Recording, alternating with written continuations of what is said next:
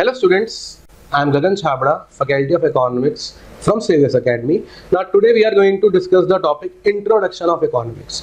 First of all मैं आप सबसे पूछना चाहूँगा कि economics क्या है? Economics is basically a new concept to everyone. We all know that कि economics क्या specify करता है? Economics states that अगर मैं बुकिश लैंग्वेज की बात करूं तो economic states that how human make a decision in a phase of scarcity, कि अगर किसी चीज की कमी है तो उसमें एक ह्यूमन बीइंग कैसे डिसीजंस लेगा, that's come under the economics. ये बड़ी बेसिक सी डेफिनेशन है, हर बुक में मिल जाएगी। बट फर्स्ट ऑफ ऑल मैं आज एक चीज को डिस्कस करना चाहता हूं कि एक्चुअली इकोनॉमिक्स है क्या, कोर क्या है, हम क्यों पढ़ रहे हैं। आज जितने बच्चे 10th कर 11th में आ रहे हैं, कॉमर्स ले रहे हैं, इकोनॉमिक्स उनका one of the leading subject है, या आपने 9th 10th में भी अगर इकोनॉमिक्स थोड़ा बहुत पढ़ा है, जनरल सा पढ़ा है, अब आप उसको आगे फर्दर पढ़ने जा रहे हो और बहुत जगह साइंस के स्टूडेंट्स भी इसको ऑप्ट कर रहे हैं। तो एक्चुअली इकोनॉमिक्स है क्या? फर्स्ट ऑफ ऑल जब तक हमें एक सब्जेक्ट की नॉलेज ही नहीं है तो उसको पढ़ने का फायदा क्या है। सो मैं आज इसको एक जनरल सेंस में डिस्कस करना चाहता हूँ कि इकोनॉमिक्स है क्या। अगर एक लेमैन से बात करता हूँ इकोनॉमिक्स क्या, तो वो यही कहेगा कि जो भी चीज पैसे से रिलेट करती है वो इकोनॉमिक्स है। ठीक है, इट्स ट्रू। जो भी चीज मॉनेटरी टर्म्स, पैसे के टर्म्स, फाइनेंशियल टर्म्स में डिस्कस करी जाती हैं, जैसे business, profession, employment, jobs, anything, वो सब इकोनॉमिक्स का एक पार्ट है, वो इकोनॉमिक्स के अंडर ही है। आज की डेट में जितनी भी कंट्रीज हैं, चाहे वो इंडिया है, यूएस है, जापान है, इनफैक्ट उनके साथ हम इकोनॉमी वर्ड यूज करते हैं। We state Indian economy, we state US economy, we state Japanese economy. हम वर्ड कंट्री के साथ ही वर्ड इकोनॉमी यूज कर रहे हैं। क्यों? क्योंकि आज हर कंट्री की परफॉर्मेंस, हर कंट्री की ग्रोथ, उसकी स्टेबिलिटी उसके इकोनॉमिक स्ट्रक्चर पे डिपेंड है। यानी इकोनॉमिक्स अपने आप में एक वास्ट कंसेप्ट है। अगर आज हम किसी भी कंट्री की बात करते हैं तो हर कंट्री का अपना एक पैटर्न है, एक स्ट्रक्चर है। जैसे यूएस काम कर रहा है, इंडिया वैसे काम नहीं कर रहा। आज इंडिया को हम एक तरह से डेवलपिंग इकोनॉमी कहते हैं, यूएस को हम डेवलप्ड इकोनॉमी कहते हैं। क्यों कहते हैं? What is this? इसका बेसिक मतलब मैं आपको पहले क्लियर करता हूं। देखो, सीधी सी बात है, जो भी चीज पैसे से रिलेट करती है वो इकोनॉमिक्स है, वो ही इकोनॉमी है। हर कंट्री कोई भी चीज खरीद रहे हैं हम लोग, या हर कंट्री में कोई भी चीज खरीदी बेची जा रही है, गुड्स और सर्विसेज का जो भी एक्सचेंज हो रहा है, लेन देन हो रहा है, वो बेसिकली कैसे हो रहा है। देखो, सीधी सी बात है, अगर आज हम लोग कोई भी चीज कंज्यूम करते हैं, वो कौन प्रोवाइड कर रहा है? प्रोड्यूसर। प्रोड्यूसर कहां से ला रहा है? प्रोड्यूसर होगा जो बना रहा है। वो अल्टीमेटली हर प्रोडक्ट जो भी हम मार्केट के अंदर लॉन्च करते हैं, कहीं ना कहीं वो नेचर से लिंक्ड है। जैसे सपोज करो, मैं बात करता हूँ, हम कार की बात करते हैं। कार, हर बंदा कार को पसंद करता है मेरे ख्याल से। आप बच्चों, आपको शायद पता है आज कौन सा लेटेस्ट ब्रांड है, क्या है। अल्टीमेटली कार किससे बनी है? स्टील से, आयरन से। ठीक है, यही उसका बेस है, स्ट्रक्चर तो ऐसे ही बना है। वो कहाँ से मिलता है? आयरन और, वहीं से हम उसको रिफाइन करते हैं, आयरन निकालते हैं, स्टील निकालते हैं और उसको आगे यूज करते हैं। तो अल्टीमेटली अगर हम थोड़ा सा ध्यान दें, मार्केट में जितनी भी चीजें खरीदी बेची जा रही हैं, कहीं ना कहीं वो हमें नेचुरल रिसोर्सेज से ही मिलती हैं। और हर कंट्री के पास अलग अलग रिसोर्सेज हैं। तभी हम लोग कहते हैं कि अगर हम गल्फ कंट्रीज की बात करते हैं तो गल्फ कंट्रीज के अंदर ऑयल बहुत एबंडेंस है। सबको पता है कि दुनिया में तेल का व्यापार और तेल का एक्सपोर्ट सबसे ज्यादा गल्फ कंट्रीज से हो रहा है। क्यों? क्योंकि वहां पर कुदरती तौर पे, नेचुरल सेंस में ऑयल एबंडेंस है। तो नेचर बहुत समझदार है, टू बी फ्रैंक। नेचर ने हर देश को कुछ ऐसा दिया है जो उसकी अपने आप में एक इंडिविजुअलिटी क्रिएट करता है। जैसे गल्फ कंट्रीज को जाना जाता है तेल से, इंडिया को जाना जाता है मिनरल से। ठीक है, कोई भी देश ऐसा नहीं जिसपे सब कुछ सब है, और कोई भी देश ऐसा नहीं जिसपे कुछ नहीं है। नेचर में हर चीज बैलेंस की हुई है ताकि हम लोग खुद उस चीजों को यूटिलाइज करें और सब में डिस्ट्रीब्यूट करें। यहीं से इंटरनेशनल ट्रेड शुरू हुए, यहीं से इंटरनेशनल ट्रेड्स शुरू हुए, यहीं से इकोनॉमिक स्ट्रक्चर शुरू हुआ। पहले आप सबको पता है वर्ल्ड में बार्टर सिस्टम चलता था। बार्टर सिस्टम क्या था? आप छोटी क्लास में पढ़ चुके हो। बार्टर सिस्टम मतलब गुड्स के बदले गुड्स को बेचना, कमोडिटी बेस्ड कमोडिटी ट्रेडिंग। उसमें होता क्या था? फर्स्ट ऑफ ऑल उसमें लिमिटेड चीजें ट्रेड होती थी। पहली बात, सिर्फ ज्यादातर खाने पीने की चीजें, बेसिक चीजें, उन्हीं का ट्रेड होता था। ट्रेड में एडवांसमेंट नहीं थी, गोल्ड ट्रेड नहीं हो रहा था, बड़े बड़े प्रोडक्ट्स ट्रेड नहीं हो रहे थे, बड़ी लिमिटेड चीजें, एक कस्बे बने हुए थे, उन्हीं में लोग ट्रेड करते थे। और विद टाइम चीजें चेंज हुई, एडवांसमेंट हुई, कॉइन्स आए, कॉइनेज के बाद मनी आई, मनी आने के बाद एक्सप्लोरेशन हुई, वर्ल्ड वाइड ट्रेड शुरू हुए। इस तरीके से पूरा वर्ल्ड जो है वो डिस्ट्रीब्यूट हो गया और ट्रेड जो है ऑल ओवर वर्ल्ड में एग्जीक्यूट होना शुरू हो गए और यहाँ से एक प्रॉपर स्ट्रक्चर फ्रेम होने लग गया और इसको बोला गया इकोनॉमिक स्ट्रक्चर। हर कंट्री का अपना इकोनॉमिक स्ट्रक्चर बन गया। हर कंट्री, जो कंट्री अपने रिसोर्सेज को जितने अच्छे तरीके से इस्तेमाल करके और फ्यूचर को ध्यान में रखकर यूज करती है और उसको ट्रेड करती है, वो कंट्री सबसे ज्यादा डेवलप होती जाती है।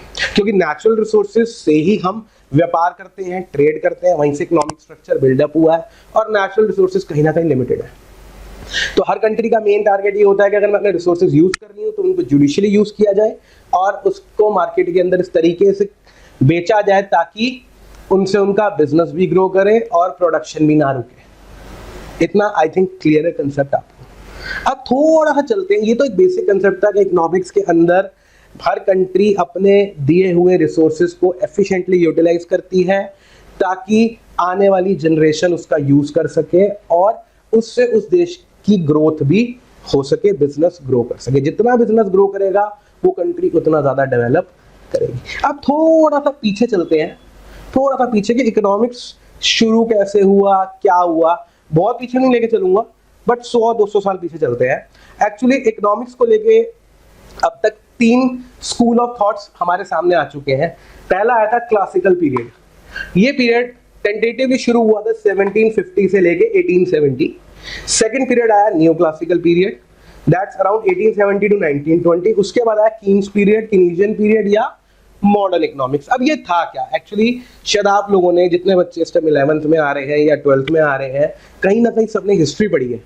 जैसे हिस्ट्री के अंदर हमने 3 पीरियड्स डिवाइड किए हुए हैं कि हिस्ट्री एंशिएंट पीरियड में क्या था, मिडिवियल में क्या था, मॉडर्न में क्या था। सिमिलरली इकोनॉमिक्स को भी बेसिकली 3 पीरियड्स में डिवाइड कर दिया गया। ये पीरियड्स में होता क्या था, I tell you. Actually classical period पहला पीरियड था। इसके अंदर सबसे रिनाउंड इकोनॉमिस्ट था जिसका नाम था एडम स्मिथ, जिसको फादर ऑफ इकोनॉमिक्स भी कहते हैं और उसने अपनी एक बुक भी लिखी थी, वेल्थ ऑफ नेशन, इन 1776 में पब्लिश हुई थी बुक। ठीक है, इस टाइम जितने भी इकोनॉमिस्ट थे बेसिकली वो लोग क्या करते थे, वो उस सिचुएशन के अंदर पॉलिसीज फ्रेम आउट करते थे अपनी कंट्रीज के लिए ताकि उनकी कंट्रीज की फंक्शनिंग अच्छी हो सके। सिंपल सा फंडा है। जैसे आपको पता है, अगर मैं एक बात बताता हूँ, आज से 200-300 साल पहले जिस टाइम लाइट नहीं थी तो लोग वर्किंग करते थे कि लाइट आए कंट्रीज के अंदर या लाइट डेवलप हो। उसका लॉजिक क्या था कि लाइट आएगी तो हम एनर्जी से आगे वर्किंग कर सकते हैं। तो हर टाइम फ्रेम के अंदर अलग टारगेट्स होते थे। जो वो टाइम फ्रेम था उसके अंदर इकोनॉमिस्ट क्या करते थे, उस ही सिनेरियो के अंदर स्टडी करते थे कि हमारी कंट्री को क्या चाहिए और उस बेसिस पे पॉलिसीज बनाते थे और वर्किंग करते थे ताकि इकोनॉमी उनकी ग्रो हो। ठीक है, जो क्लासिकल इकोनॉमिस्ट थे उन्होंने कई सारी थ्योरीज बनाई, उसमें एडम स्मिथ, डेविड रिकार्डो, कई सारे रिनाउंड इकोनॉमिस्ट थे, उन्होंने काफी सारी थ्योरीज बनाई ताकि उनकी कंट्रीज वर्किंग कर सकते थे। बट हुआ क्या, विद टाइम, जैसे 1870-75 का टाइम आया, 1870-75, नए इकोनॉमिस्ट आ गए। ठीक है, नया टाइम आ गया, उन्होंने देखा यार कि जितनी भी थ्योरीज क्लासिकल वालों ने बनाई है उसमें तो बहुत सारी एरर्स हैं। उन्होंने उन एरर्स को रेक्टिफाई करना शुरू करा और साथ साथ नई पॉलिसीज डिजाइन करनी शुरू करी, क्योंकि समय चेंज हो रहा था। समय के साथ, टाइम के साथ इकोनॉमी पूरी की पूरी चेंज हो जाती है। यू कैन से कि इकोनॉमी का जो पूरा का पूरा स्ट्रक्चर है, तो पूरा का पूरा स्ट्रक्चर जो है वो चेंज हो जाता है। कभी भी कोई भी चीज सेम सिनेरियो में नहीं रहती। जैसे जैसे टाइम बढ़ता है स्ट्रक्चर्स बदलते हैं। तो जब न्यू क्लासिकल पीरियड आया तो उन इकोनॉमिस्ट ने ध्यान दिया कि यार जो थ्योरीज क्लासिकल की है वो आज के टाइम में, अभी की सिचुएशंस में उतनी ज्यादा वायबल नहीं है। तो उन्होंने क्या करा, पॉलिसीज को चेंज करना शुरू करा और नई पॉलिसीज बनाई और उन पॉलिसीज को ठीक करना भी शुरू करा। न्यू क्लासिकल पीरियड के बाद 1930 ऑनवर्ड्स कीन्स पीरियड आया। एक्चुअली हुआ क्या था, वर्ल्ड में सबसे पहला ग्रेट डिप्रेशन जो आप आज तक का काउंट किया गया है वो आया था 1929 में, जिसके अंदर 1929 में पहला ग्रेट डिप्रेशन आया था।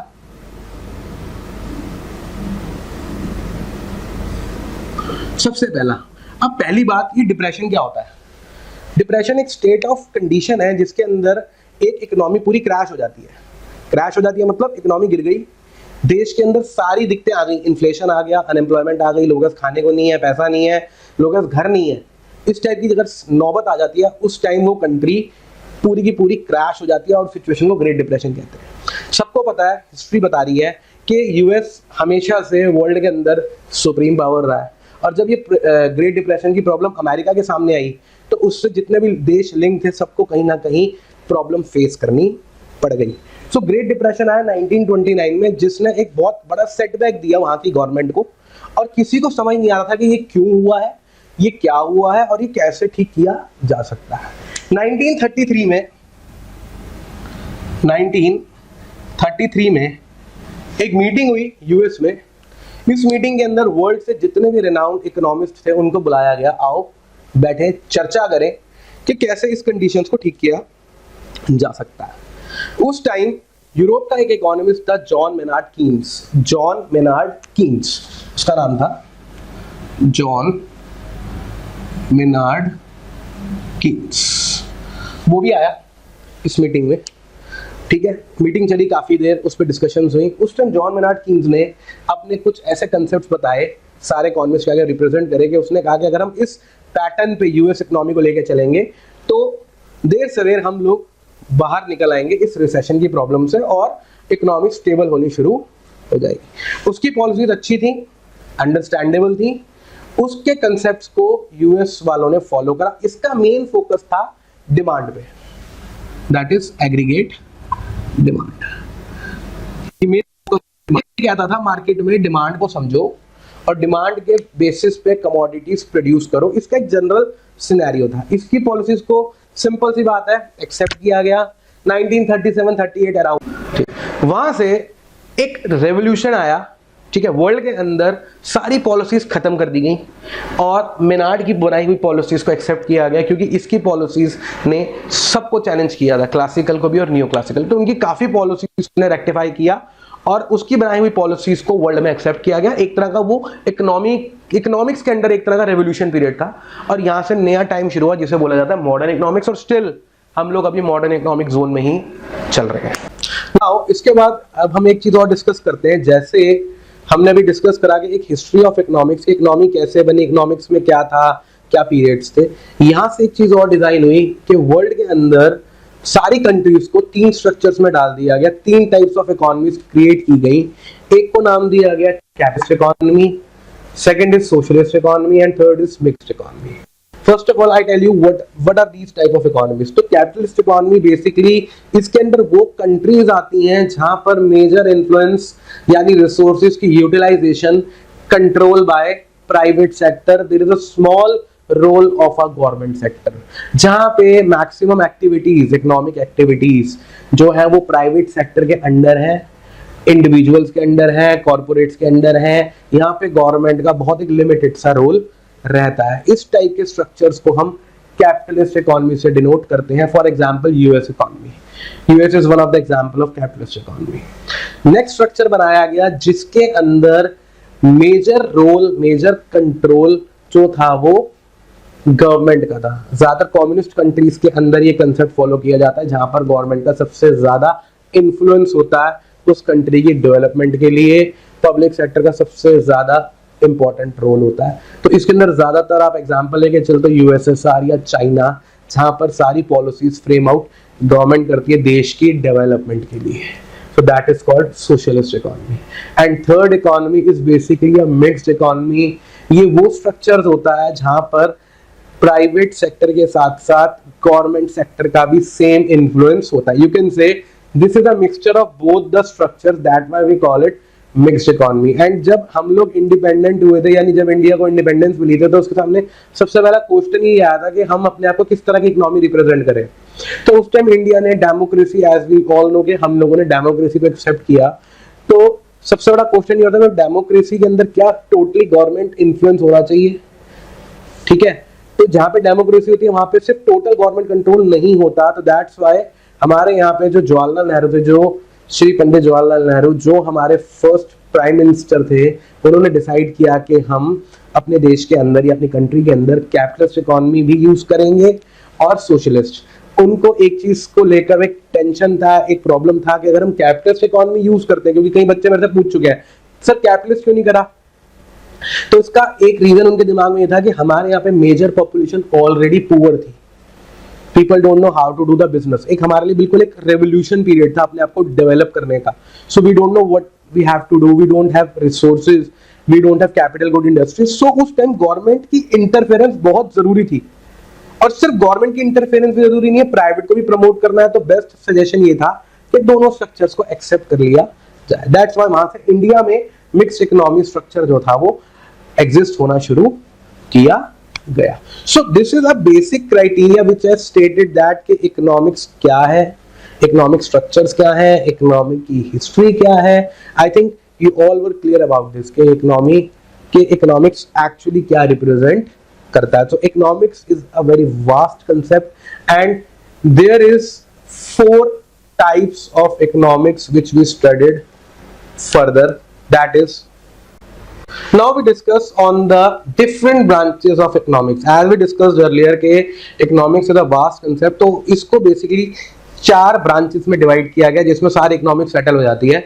These 4 branches are first microeconomics, second macroeconomics, development economics and welfare economics. तो जो भी इकोनॉमिक के कंसेप्ट्स हैं वो हम इन चारों कंसेप्ट्स के अंदर कंप्राइज कर लेते हैं, ठीक है ना। These are the branches of economics. Now the first branch is microeconomics. Microeconomics, what is microeconomics? I think micro word is clear to you. Micro क्या है? माइक्रो मीन्स स्मॉल, ठीक है ना।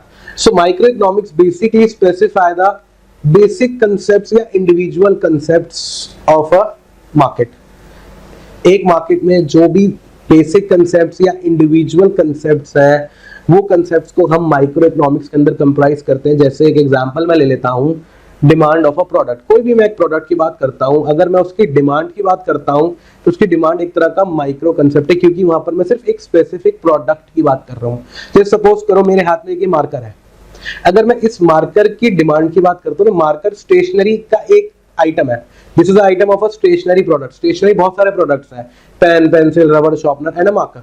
मार्कर उसमें अपने आप में एक इंडिविजुअल प्रोडक्ट है। तो अगर मैं मार्कर की डिमांड की बात करता हूं मार्केट में, इसकी क्या डिमांड है, इसका क्या प्राइस है, ठीक है, इसकी डिमांड कैसे चेंज हो रही है, ये कंसेप्ट्स बेसिकली शो करते हैं माइक्रो इकोनॉमिक्स को। तो यानी कि अगर हम किसी भी एक इंडिविजुअल यूनिट, इंडिविजुअल प्रोडक्ट की बात करते हैं, उसकी मार्केट इफेक्ट्स की बात करते हैं, वो प्रोडक्ट कैसे इन्फ्लुएंस हो रहा है, उसका मार्केट में क्या बिहेवियर है, वो सारी की सारी चीजें हम माइक्रो इकोनॉमिक्स में स्टडी करते हैं। अगर मैं बात करता हूँ मैक्रो इकोनॉमिक्स की, macro basically means big, micro small, macro big. तो जितने भी एक होल कंट्री के कंसेप्ट्स हैं, एग्रीगेट कंसेप्ट्स हैं, we consider as a macro economics. Like अगर मैं बात करता हूँ, सपोज मेरा एक फ्रेंड है मिस्टर ए, उसकी इनकम है 10,000 rupees a month, that's an individual concept, that's a micro economics. अगर मैं बात करता हूं कि इंडिया की एवरेज इनकम है 25,000, यानी ऑन एन एवरेज इंडिया का जो इनकम लेवल है, सबका एवरेज इनकम लेवल है 25,000, दैट्स अ मैक्रो कंसेप्ट। तो जब भी मैं कोई भी कंसेप्ट पूरी कंट्री के बिहाफ पे डिस्कस करता हूं इकोनॉमिक्स के अंदर, जैसे कि इन्फ्लेशन रेट, हम कहते हैं फॉर एग्जांपल इंडिया है कि सर इंडिया में चीजें सस्ती हैं कंपैरेटिव टू अमेरिका। हम ऐसे कैसे बोलते हैं? क्योंकि हम जो प्रोडक्ट्स अमेरिका में हैं उन्हीं को इंडिया में जब आपस में रिलेट करते हैं तो रिलेटिव सेंस में हम इसको डिस्क्राइब करते हैं कि इंडिया के प्रोडक्ट्स चीपर हैं देन यूएस के प्रोडक्ट्स से। क्यों? क्योंकि यूएस का inflation, market inflation rate India के कंपैरेटिवली हाई है। सो यहाँ पर जो मैं कमोडिटीज के प्राइजेस को मैं काउंट करता हूँ जनरल सेंस में, that's come under the inflation. मैं अगर ये बात करता हूँ कि सर इंडिया के सारे गुड्स, मोस्टली गुड्स सस्ते हैं, तो यानी India is a cheap country, India के प्रोडक्ट सस्ते हैं, product wise it's a not inexpensive country. So इस कंसेप्ट को मैं एज एन मैक्रो डिस्क्राइब करता हूँ, यहाँ मैं कोई स्पेसिफिक की बात नहीं कर रहा। Now third branch is development economics. Development economics basically state the development of a country. There are different measures in which we can measure the development of that country. For example, infrastructure level. Infrastructure, as we all know, there is the economic and social infrastructure of a country. Infrastructure states the roadways, railways, buildings, offices, properties. These all come under the infrastructure. अगर किसी country का infrastructure buildup अच्छा है तो obviously उसकी performance world wide grow करती जा रही है। There is another example that is HDI। HDI क्या है? HDI states the human development index. HDI states the human development index. Human development index basically specify the performance of a human beings, their living standard, their per capita income, which we can relate worldwide. And currently, I think India is on 129th rank among the 189 countries for their HDI performance. So last is our welfare economics. Welfare economics basically state the social activities, or you can say this specify the public economics. ये एक तरह से public economics को show करता है जिसके अंदर government की इन्वॉल्वमेंट होती है for the wellbeing of a country, for the welfare of the country. तो यहाँ पर गवर्नमेंट का मेन कंट्रीब्यूशन या रोल जो है वो वी कैन से कि वो गवर्नमेंट का मेन इनपुट है for the development of a country. तो गवर्नमेंट बेसिकली बेसिस के ऊपर वर्किंग करती है कंट्री की, और हर कंट्री का बेस क्या है, उसके लोगों की हेल्थ और लिटरेसी रेट. तो वेलफेयर इकोनॉमिक्स में we consider the health and the education level of the country. अगर आपकी कंट्री के अंदर everybody is healthy and the basic requirement in terms of calories intake will be satisfied, so your welfare will be keep on growing. As well as if everybody get a primary education, primary, secondary and different levels of education, in as we all know that in India right now the 90% of population getting educated, everyone has a basic education, and this become a right, this become a fundamental principle of a country के right to educate, ठीक है ना, right to be healthy. So this states the welfare of country. This is the welfare economics. So thank you students. Now on our channel we are come up with the new videos of micro and macroeconomic subjective topics, and I hope you are with me. So please don't forget to subscribe my channel, and thank you. Best of luck. Take care.